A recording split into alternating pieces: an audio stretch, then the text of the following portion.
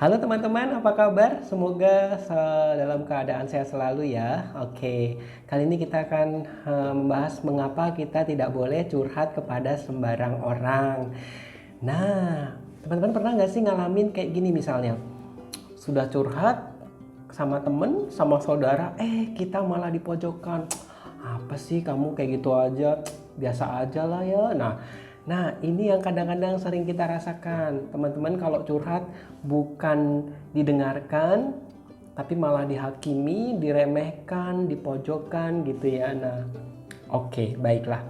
Mengapa kita tidak boleh curhat ke sembarang orang? Mengapa? Karena memang di dalam kaidah kesehatan mental dan kejiwaan, kita disarankan untuk tidak curhat ke sembarang orang.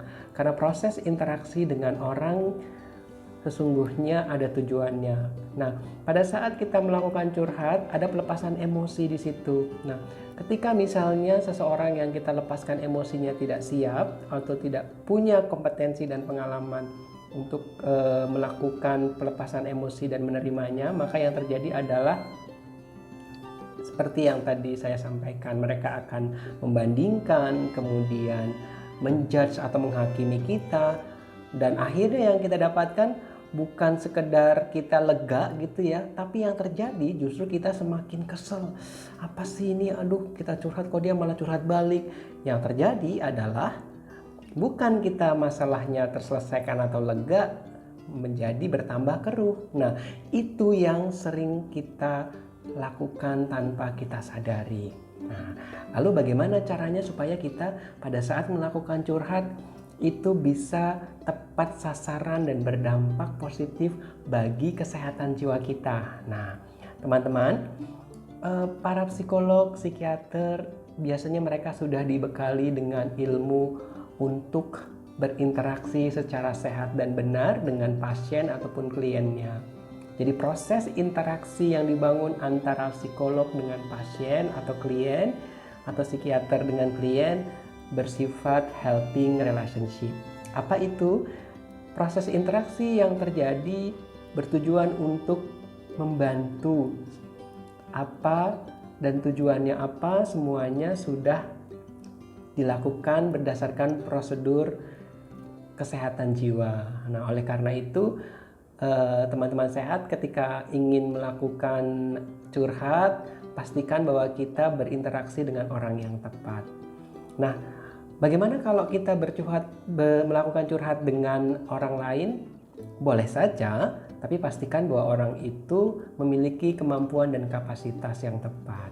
Nah, apa bedanya kita curhat dengan orang lain dan berinteraksi serta berkomunikasi dengan psikolog atau psikiater?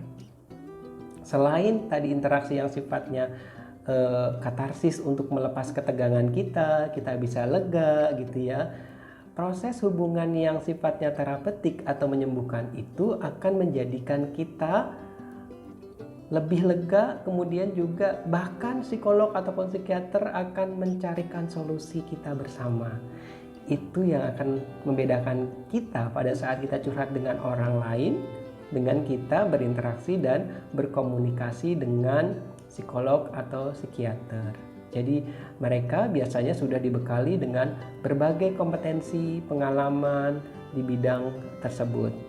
Jadi teman-teman sehat, pastikan bahwa pada saat kita berinteraksi dengan psikolog ataupun psikiater, kita mencoba mengungkapkan sejujurnya, karena itu akan membuat kita menjadi lebih lega. Kemudian juga satu hal lagi, biasanya psikolog bahkan psikiater juga ada kode etik, mereka akan menjaga kerahasiaan kita. Jadi mereka tidak akan menceritakan apapun yang kita sampaikan kepada mereka, kepada orang lain, karena itu adalah bagian dari profesi mereka. Nah, sobat sehat, pastikan bahwa pada saat kita curhat, kita memilih orang yang tepat, kemudian bahkan jika perlu, kita berkonsultasi, melakukan interaksi dengan psikolog atau psikiater.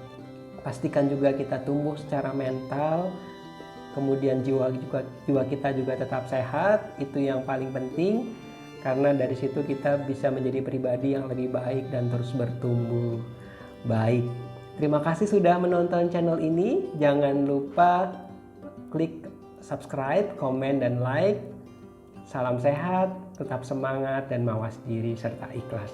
Terima kasih.